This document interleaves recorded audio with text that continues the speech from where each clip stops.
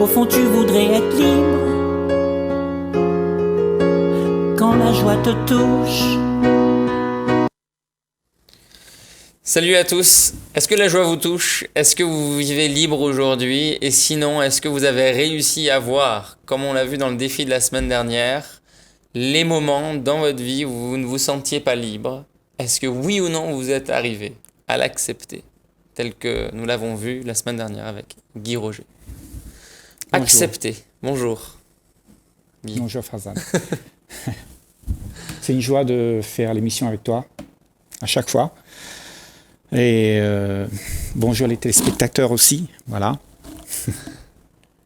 Oui, c'est vraiment une joie. C'est pas quelque chose de mécanique ce qu'on fait ici.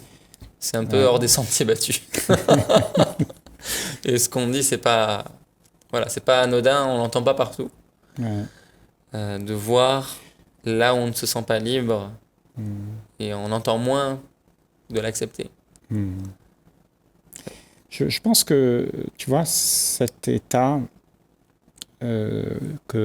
pourquoi on a fait cette émission Vivre libre au-delà des sentiers battus, peut-être des gens peuvent se poser la question. Pour ceux qui entendent pour la première fois, ils n'ont jamais entendu parler de ça.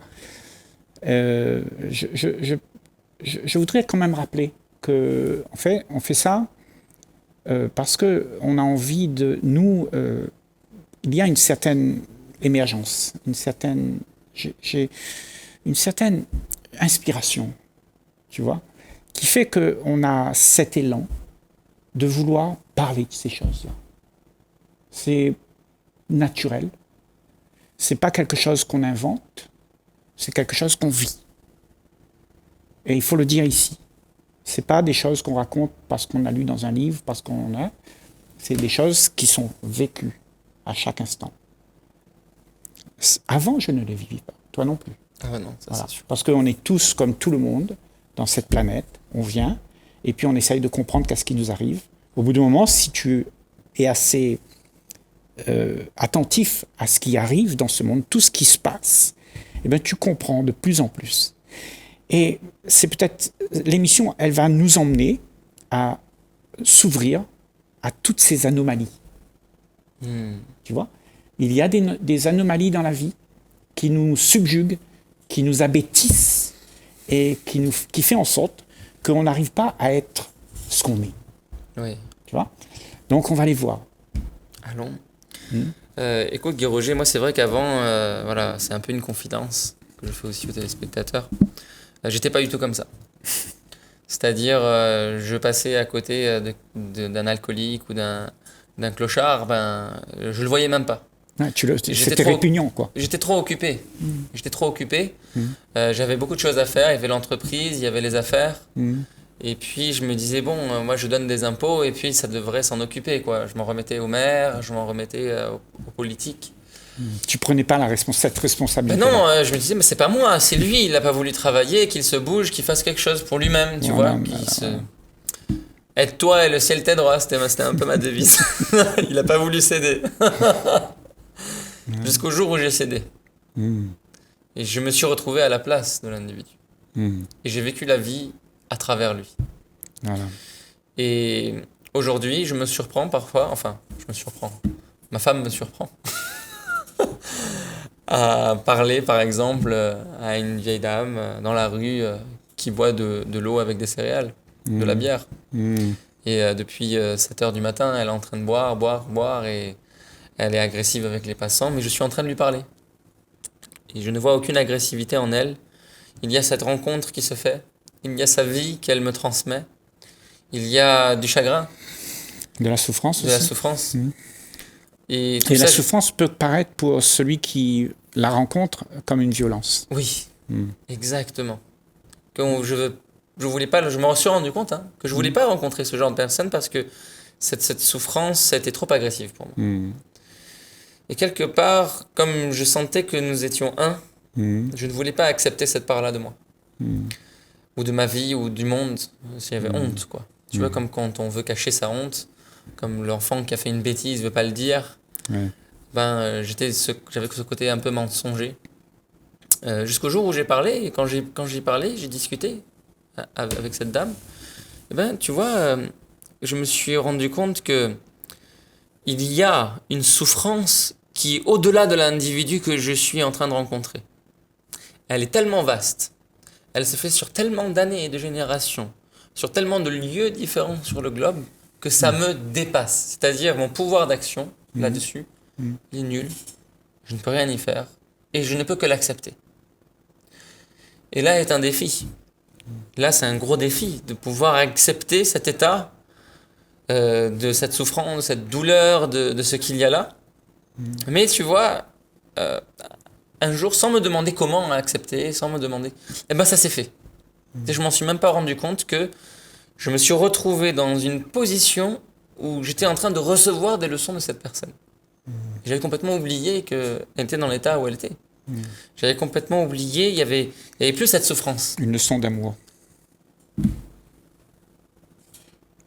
C'est la plus belle leçon qu'on puisse avoir d'un enfant, d'une rose, d'une fleur sur le bord de la route, d'un clochard qui voit toute sa souffrance te dire « Regarde, moi j'ai vécu comme ça et puis j'ai rien, je suis malheureux ».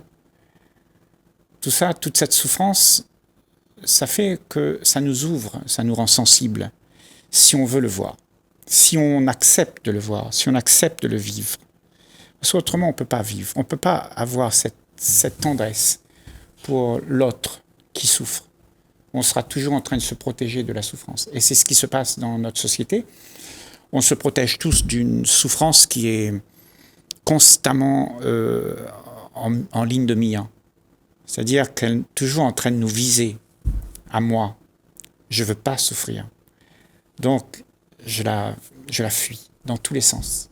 Je la fuis quand je le vois chez les autres, quand je le vois en moi, quand je le vois dans le monde. Je ne veux pas aller à Madagascar parce que c'est trop pauvre. Tu vois, donc je fuis toute ma vie parce que toute cette sensibilité-là m'empêche d'aimer. Tout simplement parce que je ne suis pas sensible, je ne le vis pas, donc je ne peux pas le comprendre. Donc ça m'émeut, ça me crée des émotions. Et quand tu as des émotions, eh ben, la pensée dit ah, stop, arrête, fais ça, va t'amuser un petit peu. Donc tu ne vois pas chez l'autre le problème. Tu vois le problème, toujours, tu ne prends pas la responsabilité qui est en face de toi, de le vivre. Comme, tu sais, la souffrance qu'il y a, je m'explique mieux. La souffrance qu'il y a en soi, elle est rejetée. Parce que ça nous fait du mal. Donc, si je souffre, je ne vais pas regarder ça. Mais je vais dire, c'est quelqu'un qui l'a fait. Et je me sens mal. Donc, je vais accuser quelqu'un. Je vais accuser le gouvernement, je vais accuser ma femme qui m'a quitté, je vais accuser tout le monde qui me rend triste. Tu vois ? Donc, à ce moment-là, je ne suis pas en train de voir ce qui se passe à l'intérieur de moi. Je suis en train de voir qu'est-ce que les autres doivent faire pour que moi, qui fais pitié, qui est malheureux, comment quelqu'un pourra venir m'aider. Donc je suis en quête d'amour. Mais là, ça ne marche jamais. Dans toute notre existence, on a toujours fait ça, depuis qu'on est enfant, jusqu'à tout le temps, même jusqu'à ce que tu mettras le pied dans la tombe. Si tu n'as pas compris que la souffrance, il faut que tu la vives, tu vas faire la même chose, tu vas fuir. Alors que si tu la vis, eh ben, tout ton être devient sensible à la beauté. Waouh. Il y a quoi dire après ça? Il y a quelques mois de ça, j'avais été invité pour former une équipe de commerciaux d'un monsieur multimillionnaire, marchand de biens dans l'immobilier. Et il nous a confié, pendant qu'on était au luxe en train de manger, nous on n'avait jamais mangé avec ma femme dans un hôtel comme ça, tu vois. Mais il nous a parlé de l'Inde. Il nous a dit, c'est génial parce qu'il y a le côté spirituel, voyager, découvrir les palais, etc. Mais il y a un endroit où j'irai pas, c'est dans le sud de l'Inde. On lui a dit, mais pourquoi? Parce que souvent dans le sud de l'Inde, il y a aussi surtout les ashrams, il y a aussi les maîtres hindous qui sont là-bas. Et il a dit non, parce qu'en fait, c'est pas pour ça, c'est parce qu'il y a les pauvres. Et moi, je veux pas rencontrer les pauvres, je peux pas. Et en fait, j'ai senti en lui cet homme courageux, cet homme qui avait quand même de la niaque, qui est un entrepreneur, qui a fait beaucoup de choses dans sa vie. Il avait une peur terrible de rencontrer des pauvres, qu'ils soient touchés par quelqu'un qui n'a pas d'argent, qui n'a pas de biens, qui n'a pas de réussite professionnelle ou sociale. Et je me suis demandé pourquoi. Comment ça se fait? Et donc là, tu viens de me dire que finalement, c'est parce qu'on a pris la souffrance, on l'a mis dehors, et on a dit c'est à cause de quelqu'un d'autre. Donc c'est on pas ne de ma faute. veut pas se voir. On ne veut pas se voir. Alors que cette souffrance, elle serait dans la conscience humaine. C'est-à-dire que le pauvre, il n'est pas pauvre juste là. Il est là depuis des milliers d'années. Il y a eu ceux qui avaient, ceux qui possédaient moins. Et ça s'est reproduit. Et, on en est arrivé là. En fait, quand on en est arrivé là, on a tous contribué à ce que le monde est comme ça. Et quand le monde est comme ça, nous sommes le monde. Et tant qu'on ne le voit pas, tant qu'on ne le remarque pas, on perpétue ça. C'est-à-dire on contribue à le construire encore. Oui, tant que tu le vis pas, tant que tu sais pas le vivre. Parce que vivre ça, c'est vivre toi. C'est la vie, c'est ça la vie. Tu vois? Mais si tu refuses de vivre, tu vas être ignorant de ce que c'est vivre. C'est-à-dire vivre cette souffrance, ce mal. Bien sûr, parce que c'est toi. Vivre cette douleur. Oui, et quand tu le vis, tu passes, elle fleurit, elle vient en toi, et elle va s'estomper. Elle va pas te tuer. Mais tu l'as compris. Tu l'auras compris. Et là, il y a une émergence. Bien sûr, quand tu vois la souffrance, quand tu l'as vécue, quand tu le sens, ça te donne un esprit compatissant envers celui qui souffre. Et c'est ça qu'on a besoin de voir dans la vie, c'est la souffrance de l'autre. De le voir et de le vivre. En fait, et la souffance de l'autre. On aurait pu appeler l'émission « vivre nos douleurs, vivre nos souffrances ». Mais bon, ça aurait pas été trop sexy. Du coup, on a dit vivre libre. Ouais. Parce que tout le monde va vivre libre, alors il va venir, il va se dire « Ah mais oui, il faut vivre aussi la souffrance alors, et la douleur. » Ouais. Et c'est ça qu'on appelle aimer. Dans notre monde, on aime à condition que. Tu sais, souvent on dit ça. Je t'aime, mais à condition que. Tu sais, si tu es gentil, tout ça, tu fais ça, là, on va pouvoir vivre ensemble. On ne divorcera pas. Tu vois? Et parce qu'on ne veut pas avoir des conflits qui vont casser le rêve. Et la souffrance, en fait, casse le rêve. Oh, donc il faudrait accepter. Ouais. Accepter la souffrance, ce serait accepter de casser nos rêves. Ouais. Oh là là. Ouais. Ce serait la grande désillusion finalement. Voilà. Ce serait quelque chose. Ce serait un grand sacrifice. Le sacrifice Et ça de nos veut dire rêves. que quand tu casses ce rêve, tu t'aperçois en fait que la souffrance, elle est basée sur ce que tu aimes pas perdre. Et en fait, si tu perds en finalité rien, puisque c'est un rêve, tu gagnes de la joie. Guy, cette joie, on la vit tous les jours avec les gens qu'on rencontre, dans les conférences qu'on fait, avec les personnes qui nous suivent sur Internet, les téléspectateurs qui nous suivent là et qui sont de plus en plus présents à répondre à l'appel à participation. Des dizaines de personnes de plusieurs pays différents envoient des questions, des sujets d'intervention. Et ça sans publicité, quoi, juste avec du bouche à oreille. Donc merci à vous. Et cerise sur le gâteau, je vous forme en personne pour parler à la télé, pour parler dans vos chaînes YouTube. Donc il y a jusqu'à ce jour 42 inscrits. Vous pouvez encore vous inscrire dans les liens qu'il y a en générique. Est-ce que ça te dirait, Guy, qu'on réponde aux questions? Oui, allons. Eh bien allons-y. Question.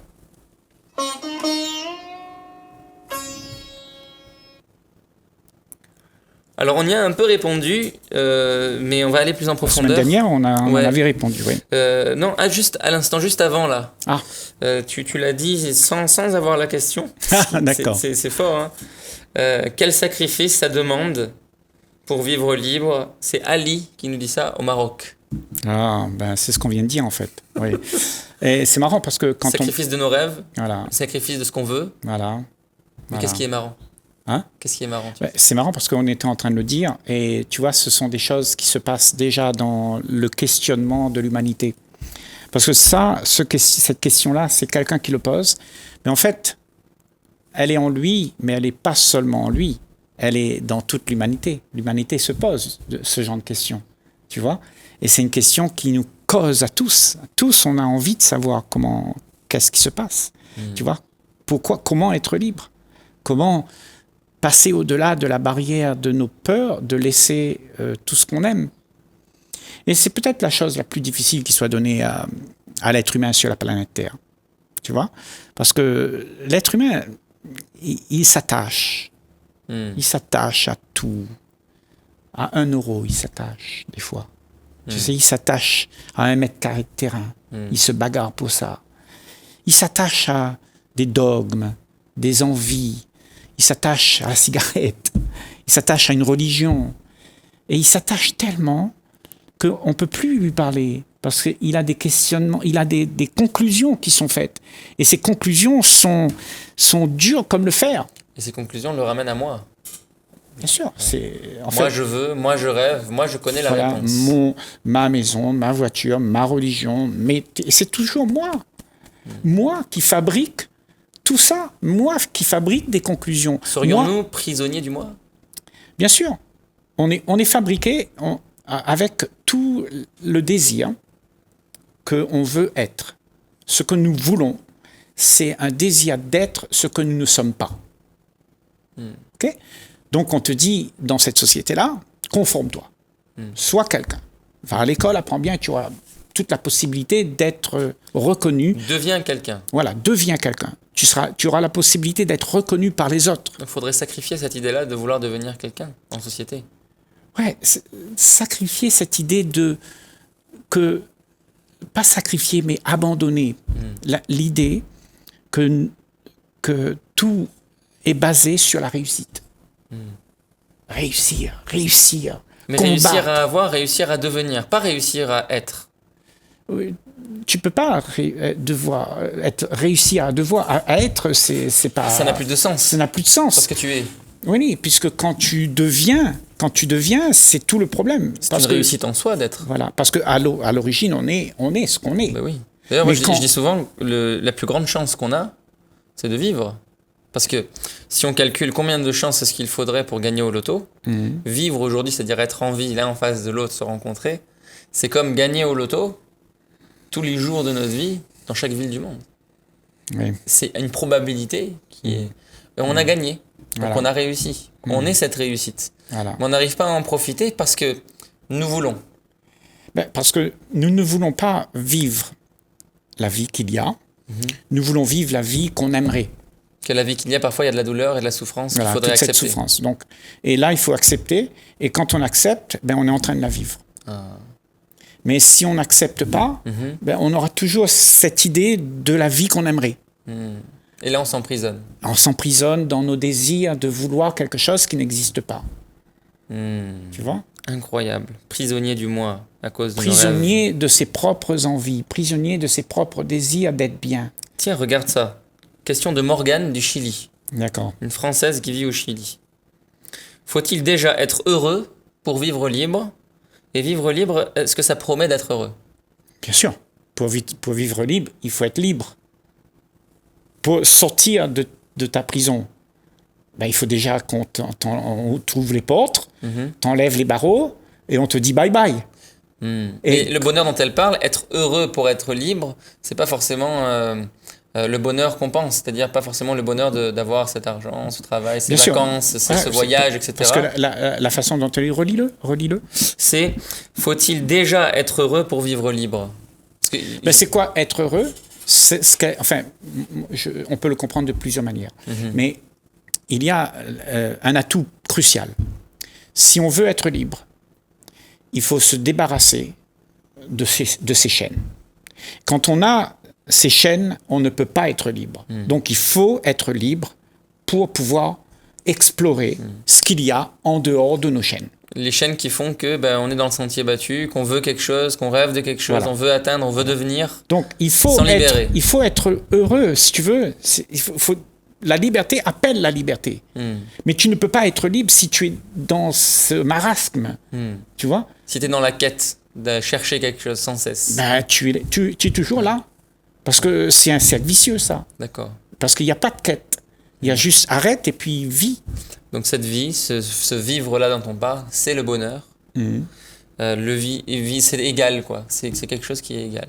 Voilà. C'est fort. Aurais-tu quelque chose d'autre à dire là-dessus?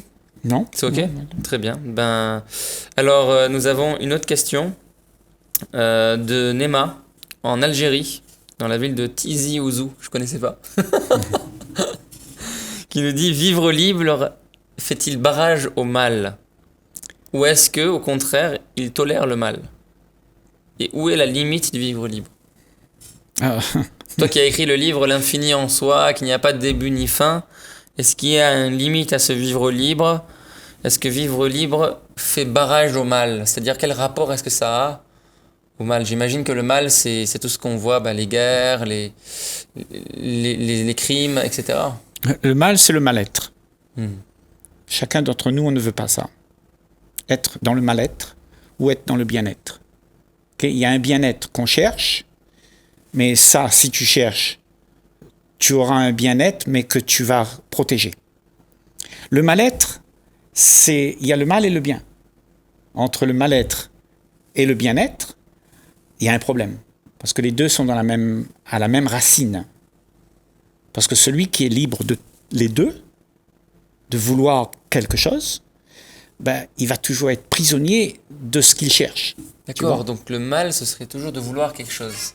C'est pas forcément de faire quelque chose d'odieux, de mal ou d'un crime, mais ça peut partir de quelque chose de complètement anodin.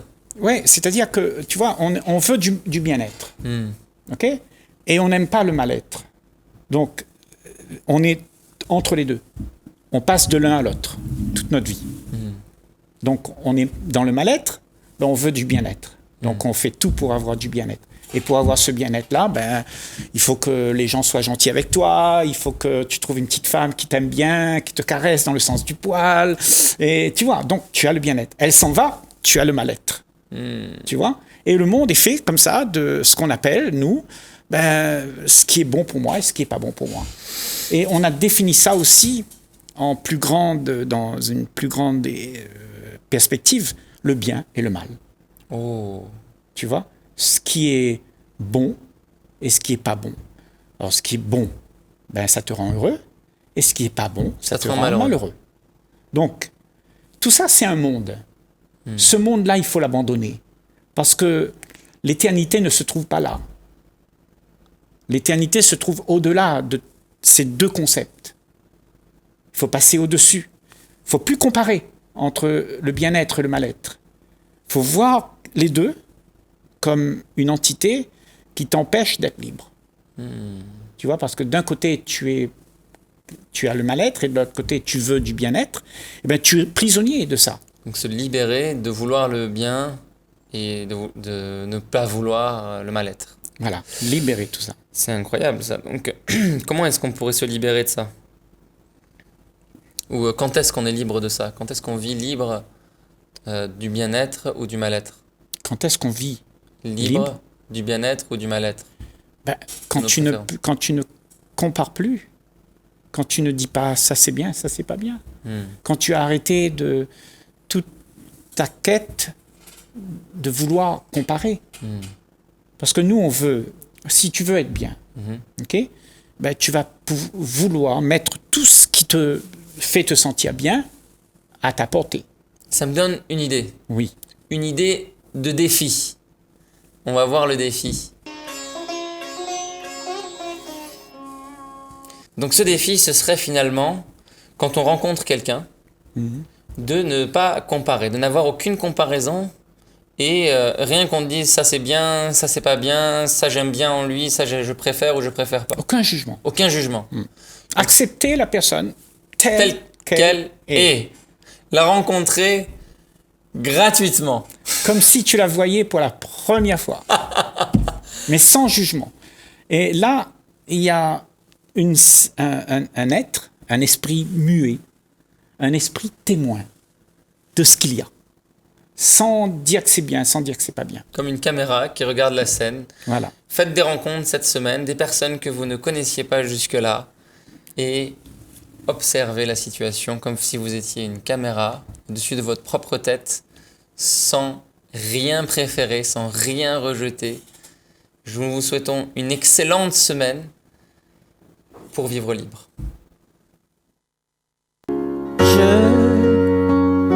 ne sais pas qui a dit ça, que la vie était comme ça. Tu ne peux pas changer. On agit comme de vrais robots, sans raisonner sur le programme, sans la joie d'être en vie.